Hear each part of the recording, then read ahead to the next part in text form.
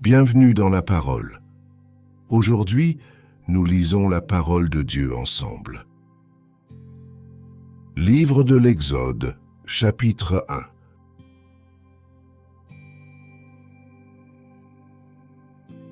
Voici les noms des fils d'Israël, venus en Égypte avec Jacob et la famille de chacun d'eux.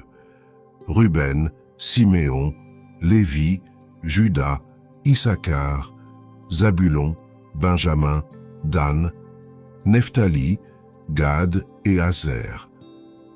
Les personnes issues de Jacob étaient au nombre de 70 en tout. Joseph était alors en Égypte. Joseph mourut, ainsi que tous ses frères et toute cette génération-là. Les enfants d'Israël furent féconds et multiplièrent, ils s'accrurent et devinrent de plus en plus puissants, et le pays en fut rempli. Il s'éleva sur l'Égypte un nouveau roi qui n'avait point connu Joseph. Il dit à son peuple, « Voilà les enfants d'Israël qui forment un peuple plus nombreux et plus puissant que nous. Allons, montrons-nous habiles à son égard. Empêchons qu'il ne s'accroisse et que, s'il survient une guerre, il ne se joigne à nos ennemis pour nous combattre et sortir ensuite du pays. » Et l'on établit sur lui des chefs de corvée, afin de l'accabler de travaux pénibles.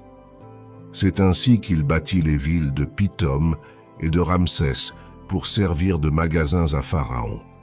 Mais plus on l'accablait, plus il multipliait et s'accroissait, et l'on prit en aversion les enfants d'Israël.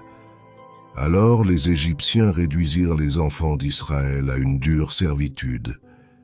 Ils leur rendirent la vie amère par de rudes travaux en argile et en briques, et par tous les ouvrages des champs. Et c'était avec cruauté qu'ils leur imposaient toutes ces charges. Le roi d'Égypte parla aussi aux sages-femmes des Hébreux, nommées l'une Shifra et l'autre Pua. Il leur dit, « Quand vous accoucherez les femmes des Hébreux et que vous les verrez sur les sièges, si c'est un garçon, faites-le mourir. Si c'est une fille, laissez-la vivre. » Mais les sages-femmes craignirent Dieu et ne firent point ce que leur avait dit le roi d'Égypte. Elles laissèrent vivre les enfants. Le roi d'Égypte appela les sages-femmes et leur dit, « Pourquoi avez-vous agi ainsi et avez-vous laissé vivre les enfants ?» Les sages-femmes répondirent à Pharaon, « C'est que les femmes des Hébreux ne sont pas comme les Égyptiennes, elles sont vigoureuses et elles accouchent avant l'arrivée de la sage-femme. » Dieu fit du bien aux sages-femmes, et le peuple multiplia et devint très nombreux. Parce que les sages-femmes avaient eu la crainte de Dieu, Dieu fit prospérer leur maison. Alors Pharaon donna cet ordre à tout son peuple. « Vous jetterez dans le fleuve tout garçon qui naîtra, et vous laisserez vivre toutes les filles. »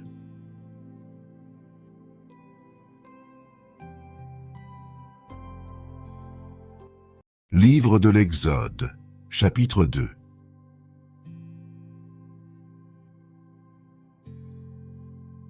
Un homme de la maison de Lévi avait pris pour femme une fille de Lévi. Cette femme devint enceinte et enfanta un fils. Elle vit qu'il était beau et elle le cacha pendant 3 mois. Ne pouvant plus le cacher, elle prit une caisse de jonc qu'elle enduisit de bitume et de poix. Elle y mit l'enfant et le déposa parmi les roseaux, sur le bord du fleuve. La sœur de l'enfant se tint à quelque distance pour savoir ce qui lui arriverait. La fille de Pharaon descendit au fleuve pour se baigner, et ses compagnes se promenèrent le long du fleuve. Elle aperçut la caisse au milieu des roseaux, et elle envoya sa servante pour la prendre. Elle l'ouvrit et vit l'enfant. C'était un petit garçon qui pleurait. Elle en eut pitié, et elle dit, « C'est un enfant des Hébreux ?»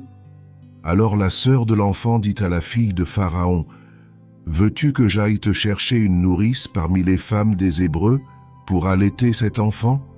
Va, lui répondit la fille de Pharaon. Et la jeune fille alla chercher la mère de l'enfant. La fille de Pharaon lui dit, « Emporte cet enfant et allaite-le-moi, je te donnerai ton salaire. » La femme prit l'enfant et l'allaita. Quand il eut grandi, elle l'amena à la fille de Pharaon, et il fut pour elle comme un fils. Elle lui donna le nom de Moïse, car, dit-elle, « Je l'ai retiré des eaux. » En ce temps-là, Moïse, devenu grand, se rendit vers ses frères et fut témoin de leurs pénibles travaux. Il vit un Égyptien qui frappait un Hébreu d'entre ses frères. Il regarda de côté et d'autre, et voyant qu'il n'y avait personne, il tua l'Égyptien et le cacha dans le sable. Il sortit le jour suivant, et voici, 2 Hébreux se querellaient. Il dit à celui qui avait tort, « Pourquoi frappes-tu ton prochain ?» Et cet homme répondit, « Qui t'a établi chef et juge sur nous? Penses-tu me tuer comme tu as tué l'Égyptien ?» Moïse eut peur et dit, « Certainement la chose est connue. » Pharaon apprit ce qui s'était passé, et il cherchait à faire mourir Moïse. Mais Moïse s'enfuit de devant Pharaon, et il se retira dans le pays de Madian, où il s'arrêta près d'un puits. Le sacrificateur de Madian avait 7 filles. Elles vinrent puiser de l'eau, et elles remplirent les auges pour abreuver le troupeau de leur père. Les bergers arrivèrent et les chassèrent.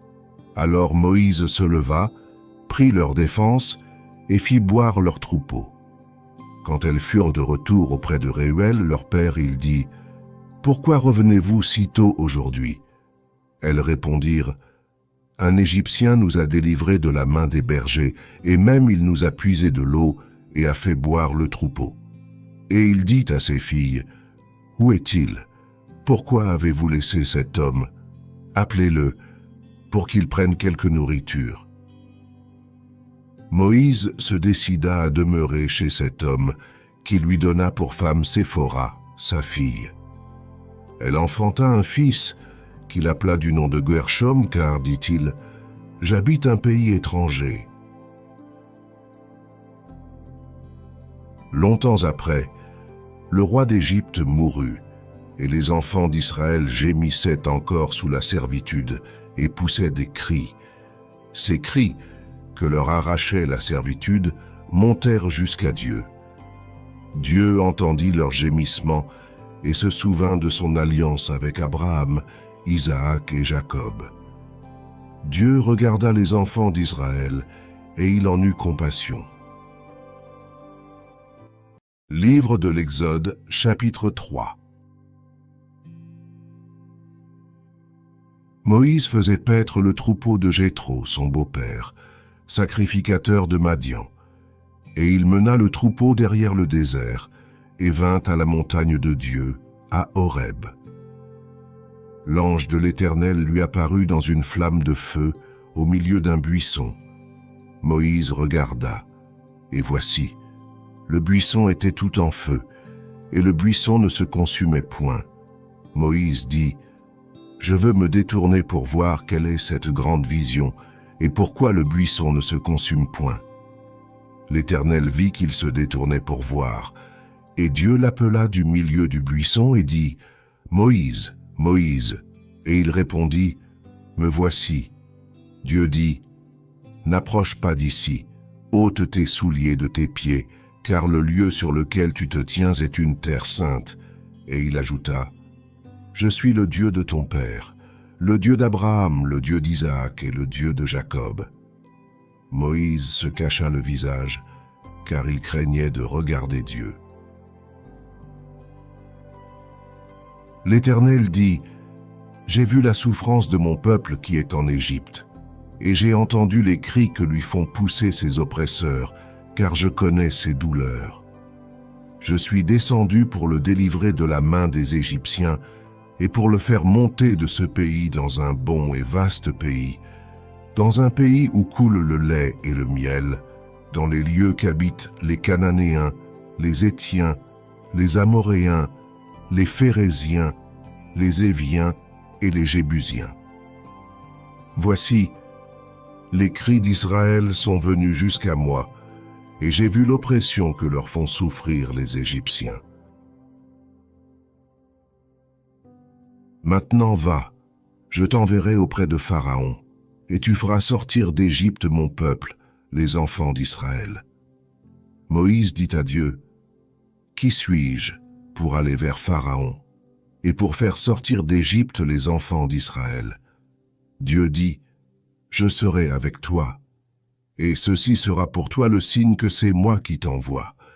Quand tu auras fait sortir d'Égypte le peuple, vous servirez Dieu sur cette montagne. Moïse dit à Dieu, j'irai donc vers les enfants d'Israël et je leur dirai, le Dieu de vos pères m'envoie vers vous. Mais s'ils me demandent quel est son nom, que leur répondrai-je? Dieu dit à Moïse, je suis celui qui suis. Et il ajouta, c'est ainsi que tu répondras aux enfants d'Israël. Celui qui s'appelle Je suis m'a envoyé vers vous.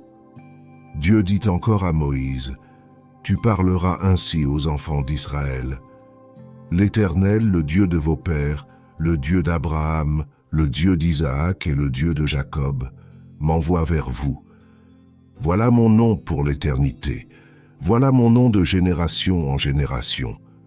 Va, rassemble les anciens d'Israël et dis-leur, l'Éternel, le Dieu de vos pères, m'est apparu, le Dieu d'Abraham, d'Isaac et de Jacob.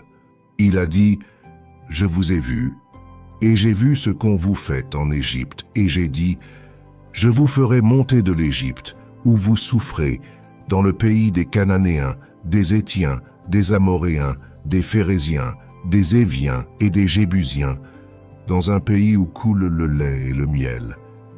Ils écouteront ta voix, et tu iras, toi et les anciens d'Israël, auprès du roi d'Égypte, et vous lui direz, l'Éternel, le Dieu des Hébreux, nous est apparu. Permets-nous de faire 3 journées de marche dans le désert, pour offrir des sacrifices à l'Éternel notre Dieu. Je sais que le roi d'Égypte ne vous laissera point aller, si ce n'est par une main puissante. J'étendrai ma main, et je frapperai l'Égypte par toutes sortes de prodiges que je ferai au milieu d'elle. Après quoi, il vous laissera aller. Je ferai même trouver grâce à ce peuple aux yeux des Égyptiens, et quand vous partirez, vous ne partirez point à vide. Chaque femme demandera à sa voisine et à celle qui demeure dans sa maison des vases d'argent, des vases d'or et des vêtements que vous mettrez sur vos fils et vos filles, et vous dépouillerez les Égyptiens. Livre de l'Exode, chapitre 4. Moïse répondit et dit, « Voici, ils ne me croiront point, et ils n'écouteront point ma voix. Mais ils diront, « L'Éternel ne t'est point apparu. » L'Éternel lui dit, « Qu'y a-t-il dans ta main ?» Il répondit, « Une verge. » L'Éternel dit, « Jette-la par terre. » Il la jeta par terre, et elle devint un serpent. Moïse fuyait devant lui. L'Éternel dit à Moïse, « Étends ta main, et saisis-le par la queue. » Il étendit la main, et le saisit, et le serpent redevint une verge dans sa main. « C'est là, dit l'Éternel, ce que tu feras, afin qu'ils croient que l'Éternel, le Dieu de leur père, t'est apparu, le Dieu d'Abraham, le Dieu d'Isaac et le Dieu de Jacob. » L'Éternel lui dit encore, « Mets ta main dans ton sein. » Il mit sa main dans son sein, puis il la retira, et voici, sa main était couverte de lèpre, blanche comme la neige. L'Éternel dit, « Remets ta main dans ton sein. » Il remit sa main dans son sein, puis il la retira de son sein, et voici, elle était redevenue comme sa chair. « S'ils ne te croient pas, dit l'Éternel, et n'écoutent pas la voix du premier signe, ils croiront à la voix du dernier signe. S'ils ne croient pas même à ces 2 signes, et n'écoutent pas ta voix, tu prendras de l'eau du fleuve, tu la répandras sur la terre, et l'eau que tu auras prise du fleuve, deviendra du sang sur la terre. Moïse dit à l'Éternel, « Ah, Seigneur, je ne suis pas un homme qui ait la parole facile, et ce n'est ni d'hier ni d'avant-hier, ni même depuis que tu parles à ton serviteur, car j'ai la bouche et la langue embarrassées. » L'Éternel lui dit, « Qui a fait la bouche de l'homme? Et qui rend muet ou sourd, voyant ou aveugle? N'est-ce pas moi, l'Éternel? Va donc, je serai avec ta bouche, et je t'enseignerai ce que tu auras à dire. » Moïse dit, « Ah, Seigneur, envoie qui tu voudras envoyer. » Alors la colère de l'Éternel s'enflamma contre Moïse, et il dit, « N'y a-t-il pas ton frère Aaron, le Lévite? Je sais qu'il parlera facilement. Le voici lui-même, qui vient au-devant de toi. Et quand il te verra, il se réjouira dans son cœur. Tu lui parleras, et tu mettras les paroles dans sa bouche. Et moi je serai avec ta bouche et avec sa bouche, et je vous enseignerai ce que vous aurez à faire. Il parlera pour toi au peuple. Il te servira de bouche et tu tiendras pour lui la place de Dieu. Prends dans ta main cette verge avec laquelle tu feras les signes. » Moïse s'en alla, et de retour auprès de Jéthro, son beau-père, il lui dit, « Laisse-moi, je te prie, aller rejoindre mes frères qui sont en Égypte, afin que je voie s'ils sont encore vivants. » Jéthro dit à Moïse, « Va en paix. » L'Éternel dit à Moïse, en Madian, « Va, retourne en Égypte, car tous ceux qui en voulaient à ta vie sont morts. » Moïse prit sa femme et ses fils, les fit monter sur des ânes, et retourna dans le pays d'Égypte. Il prit dans sa main la verge de Dieu. L'Éternel dit à Moïse, « En partant pour retourner en Égypte, vois tous les prodiges que je mets en ta main. Tu les feras devant Pharaon, et moi j'endurcirai son cœur, et il ne laissera point aller le peuple. Tu diras à Pharaon, « Ainsi parle l'Éternel, Israël est mon fils, mon premier-né. Je te dis, laisse aller mon fils pour qu'il me serve. Si tu refuses de le laisser aller, voici, je ferai périr ton fils, ton premier-né. »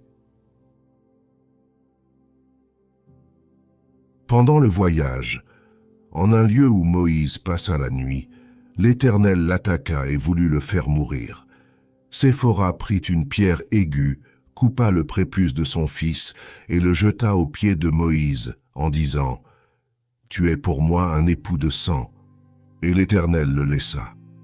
C'est alors qu'elle dit, « Époux de sang » à cause de la circoncision. L'Éternel dit à Aaron, « Va dans le désert au-devant de Moïse. » Aaron partit.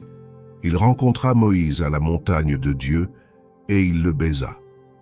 Moïse fit connaître à Aaron toutes les paroles de l'Éternel qu'il avait envoyées, et tous les signes qu'il lui avait ordonné de faire. Moïse et Aaron poursuivirent leur chemin, et ils assemblèrent tous les anciens des enfants d'Israël. Aaron rapporta toutes les paroles que l'Éternel avait dites à Moïse, et il exécuta les signes aux yeux du peuple. Et le peuple crut. Ils apprirent tous que l'Éternel avait visité les enfants d'Israël, qu'il avait vu leurs souffrances, et ils s'inclinèrent et se prosternèrent. Merci d'avoir pris ce temps dans la parole.